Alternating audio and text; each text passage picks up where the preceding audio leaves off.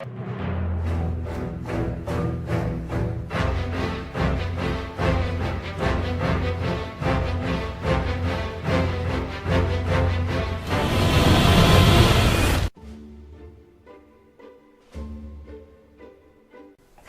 G-fans, Gojifan1993 here, and welcome to day 17 of Godzilla-thon 2014.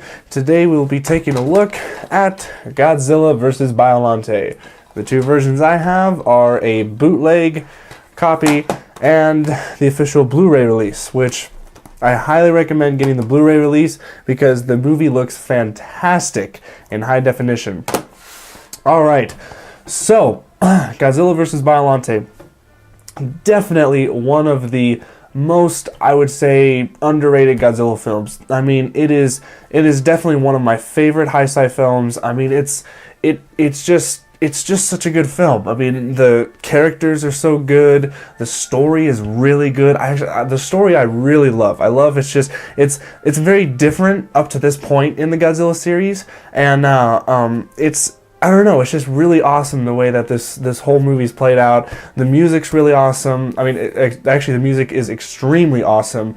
And what's really cool is that even though most of the tracks aren't done by Akira Ifukube, they still managed to fit in Godzilla's theme. They put in the march. It's awesome how they put in some of the classic tunes in this. So it's really awesome. This is the first Heisei film that actually has the Godzilla theme in it. So it's really awesome. And Biollante, the new character, she is awesome, and Godzilla looks awesome too. He has a little bit of a change in the suit design to, I guess, make him look a little bit more modern. And the design that they went with for this movie, they kind of use it for the rest of the Heisei film. They don't, you know, it's tinkered, it's changed with throughout the films, but mostly this is the look that they stick with, which I kind of like. And that's the thing that I love about the Heisei series is that every film has continuity with each other, and I love how it's a very self-contained series, because the Showa series up until Godzilla vs. the Sea Monster, a lot of the films were it just like happened. Everything you couldn't really understand is this connected or the blah blah blah. But that's what I love about the Heisei series, is that it's short but it's very sweet. So yeah, basically Godzilla's back. Obviously, okay, that was stupid. Okay, well, so anyway, yeah, Godzilla's back. He gets out of the volcano, he rises, and he is pissed off. But the reason why he is coming back and why he's on a path for destruction is that he's actually looking for a goal. He's actually trying to find Biollante because, and this is the part of the story that I love about this film, is the fact of this scientist and his daughter dying in this chemical, or this compound that gets a bomb in it. I guess there was like an assassination attempt, or they just wanted to sabotage some of the scientists. And basically, I love how the movie starts out, how they actually have some flashbacks of 1984 and what happened then. And I love how it goes into where they're, you know, cleaning up the rubble, and like the beginning of the film takes place right after the events of 1984, like right after, and you have all these guys who are, you know, getting the G cells, because this is like the new thing now. It's like, you know, we got to get the G cells because whoever has the G cells has the most power, and I love it. So you have like a couple of these insider kind of military people, and they're trying to get the G cells for themselves, and it's just like this war. You have like all these different kind of people trying to get on the G cells, and the movie just starts out in an action sequence where you have these squad of guys taking out some military dudes. They're running away in a subway, and then there's this one guy with like the nice white suit, and he has this sniper rifle, takes them all out. He goes along. I think he's like, I mean, he's definitely some kind of higher assassination person, or you know, whatever his background is. They don't really delve too deep into what his why he's doing all that stuff, but he's definitely he's definitely a hitman. So yeah, and then the movie just goes on like 5 years later, or however, yeah, I think it's like 4 years later.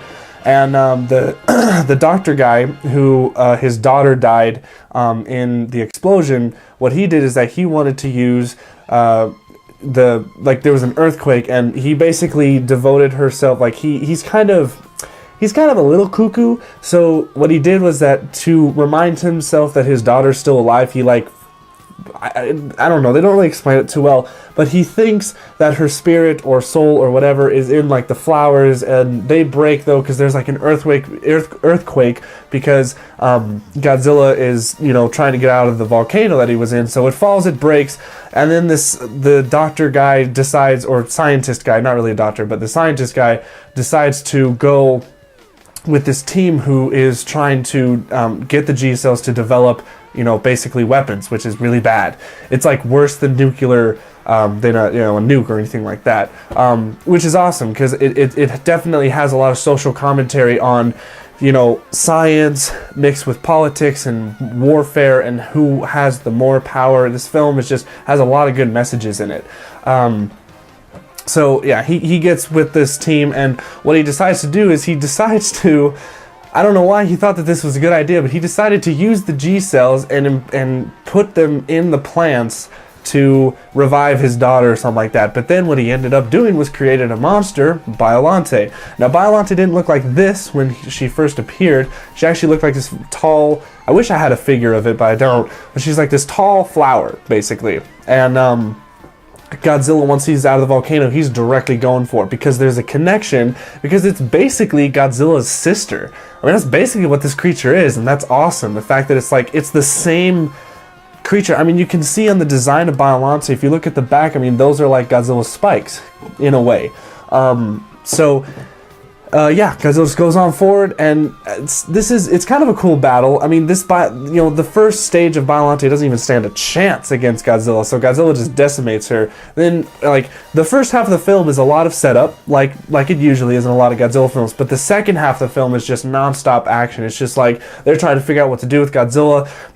There's a really interesting scene where they try and what they're wanting to do is that they're wanting to get G cells, obviously. So what they're doing is that they're going to try and tranquilize Godzilla with bacteria or whatever to make him fall asleep so that they can get the G cells.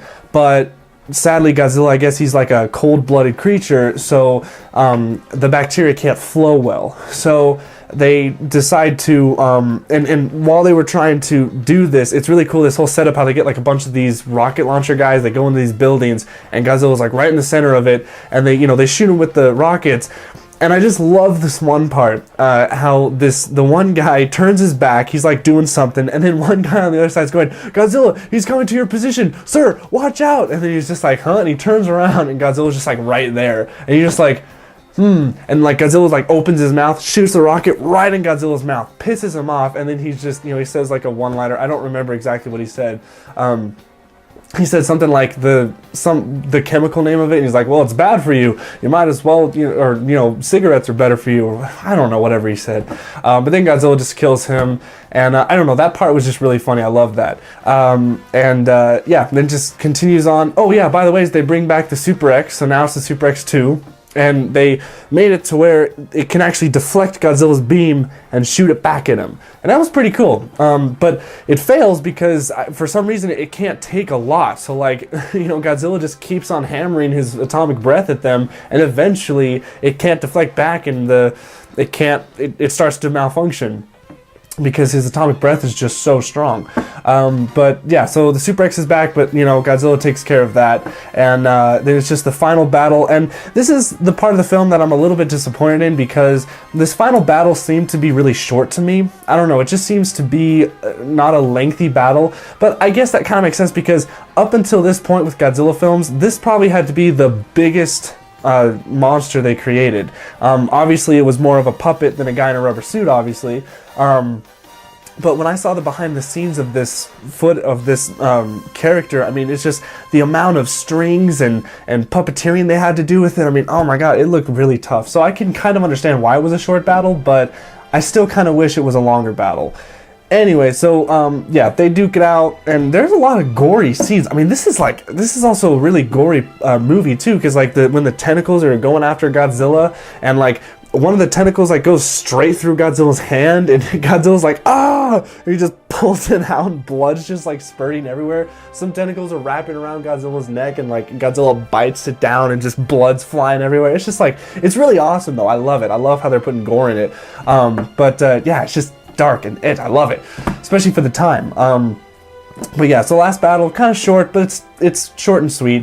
Yeah, Godzilla just decimates her. And one of the other scenes that was really funny was when Godzilla just kind of, like, the bacteria is starting to take effect on him, and he's just kind of like, whoa, and then he just falls forward, flat, right into the water. I don't know, that scene was just hilarious. Like, do you think that was maybe like a blooper, and they just kept it in there? Like, you know how there's a lot of, like, outtakes of Godzilla where that suit actor trips by accident and he falls forward? Do you think that was actually a blooper, but they kind of made it where it actually looked like it was part of the film? I don't know if that'd be funny. But yeah, I mean, it's such a good film. I love this film so much. It's definitely, like, it would have to be my second favorite Heisei film next to 1984. It's just that good, and it's just so imaginative the way they do stuff in this film. It's just, like I said, up until this point in the Godzilla franchise, they've never delved into this kind of, you know, the G cells and all this, like, really technical, scientific kind of stuff. It's just really cool how it's just more grounded, more scientific. I love it. I just love it. Someone said, I don't remember who, it was a long time ago, but someone said the Heisei series should be, like, named the Godzilla series or something, because that's basically what this whole series is about. It's a lot about Godzilla's DNA with the cells and all that. Excuse me. But yeah, it's just really awesome. Another one thing I want to touch upon the movie that I thought was a really funny part was when the hitman guy was fighting the main character, and they were, like, fighting in the mud, and then, like, the guy gets up on one of these, like, pads that shoot down artificial lightning or something like that. I don't really exactly know what it is, but it looks like lightning, but it vaporizes everything. And what's so funny is that they wanted to use it for Godzilla to get his temperature up so that the bacteria would flow more. But what ended up happening is that this guy ends up going on top of it with his gun, and he's about to shoot the main character, and then one of the general guys back at the base just hits the button and he just gets zapped. I just love it because the guy's just like this, and all of a sudden, like, you know, you see lights, and he's like, huh? And then just vaporized. I loved it. I thought that was hilarious. So, yeah, but no, this film it's really good. I highly recommend you guys seeing it. This was actually one of the films that I didn't know existed up until I got a little bit older, because obviously this movie was really hard to find before this Blu-ray came out. But now that the Blu-ray's out, it's easily available. I think they still even sell this at Best Buy, so I think it's still being sold. So go out and get it, because it's really awesome. And they also have a standard DVD version of this, so if you don't have a Blu-ray player, then you can get the standard DVD, which is awesome. So yeah, really like this film. It's awesome. Go watch it if you haven't. Probably one of the best Godzilla films. Yeah, so that's pretty much all I got for you guys. So thank you guys so much for watching. Stay tuned for tomorrow for Godzilla vs. King Ghidorah. I'll see you guys then. Stay big, G fans.